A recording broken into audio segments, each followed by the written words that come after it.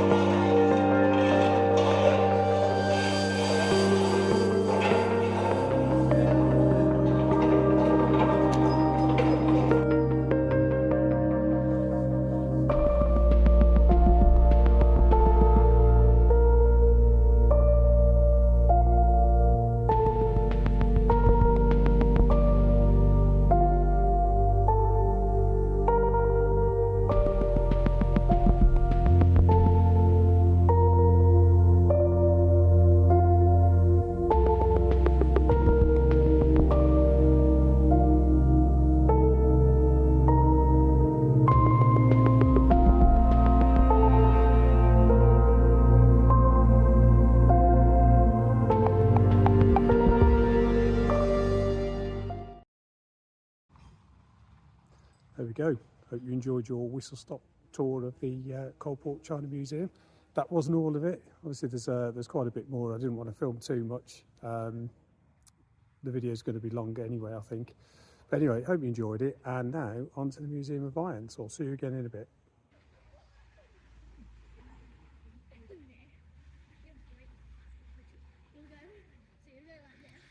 Well, I hope you enjoyed that little walk around Coalport China Museum. I'm at the Museum of Iron now, in the gardens just by the old Abraham Darby furnace I referred to. We'll have a look at that a little bit later. Just thought I'd take the opportunity to enjoy a bowl, and as mentioned, I'll show you the tobacco I've got. But first, smoking my beautiful BJV pipes commission that you made for me some time ago now. I can see that beautiful beaten copper ring. Needs a little bit of a clean actually. A bit remiss on my part. But such a wonderful pipe. Absolutely one of my favourites.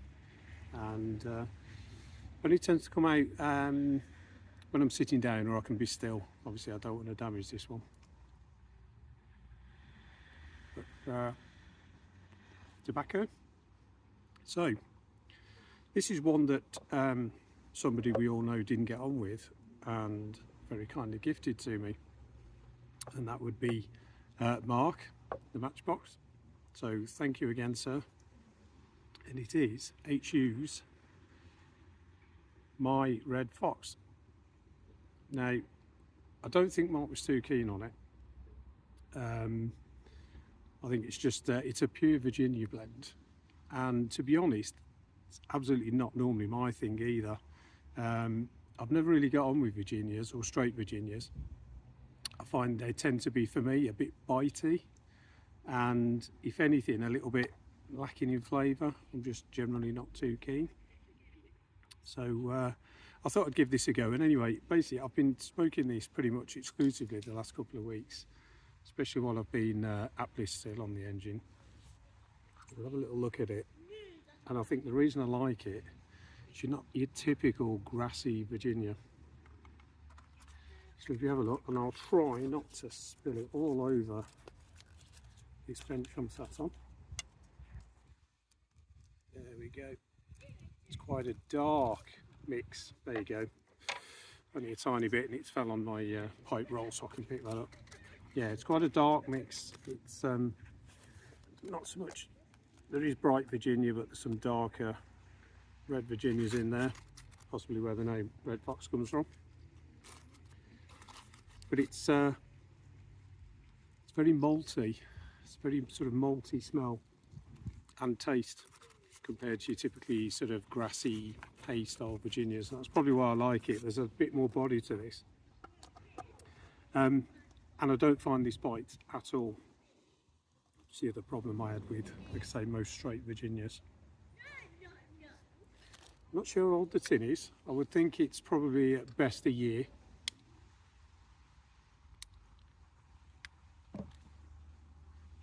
Because I think it's one of Mark's sort of more recent orders he made. So yeah, maybe a year on it in terms of age. It's not particularly well aged. Tin's been open all that time as well.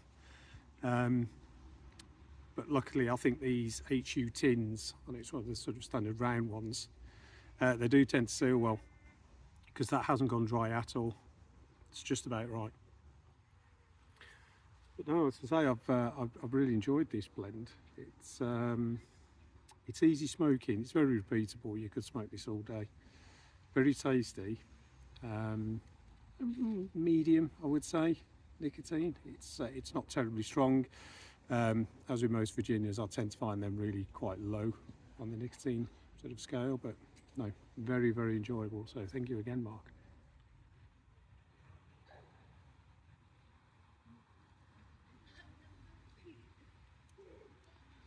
Anyway, I'm going to sit and enjoy this, and a nice little coffee to go with it.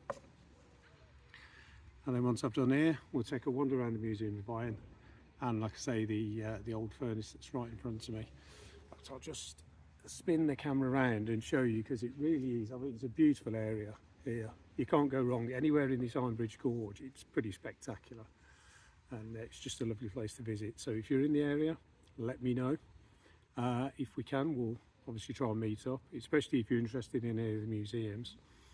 But if you're just visiting, definitely worth a look around here.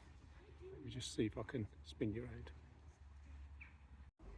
There we go. This is my view from the park bench. It's fairly quiet. Like I say, it is a Wednesday, sort of middle of the week, and housed under that structure there is the remains of that original furnace and foundry. And there, and then the viaduct you can see there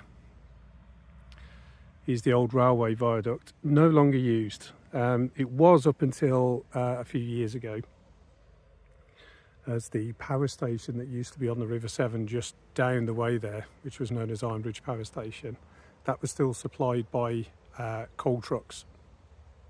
But once that stopped, it's no longer in use. It's a bit of a shame. I think there's a campaign to try and get it going again and run passenger services. As where the power station was, which has now been demolished, they're looking to build a big new estate, housing, shops, stuff for tourists, that kind of thing. So I think they're looking to bring it back and try and restate the line. Should be good. But anyway, we'll have a look round in a bit and I'll see you at the end.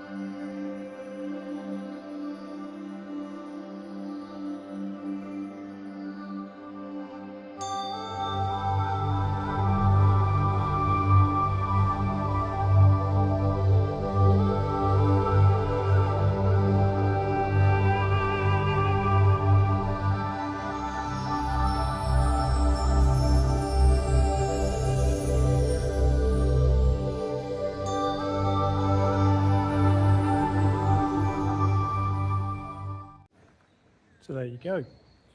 Hope you enjoyed that. Quick little tours around the Coalport China Works and the Museum of Iron.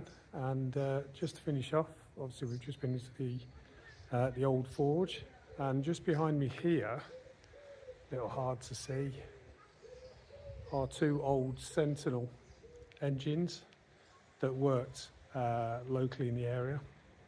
You can see they're being restored, or at least I think you can see the one behind me just here. It's mostly stripped down to its sort of core parts, but it's been painted and restored. And then the one here, I think they're going to start on next, which is a more complete engine. But anyway, that's a story for another day. But yeah, hope you enjoyed it. Really good to see you all. Hope you're all keeping well. And I'll try not to leave it as long before the next one, but who knows. But anyway, thanks for watching.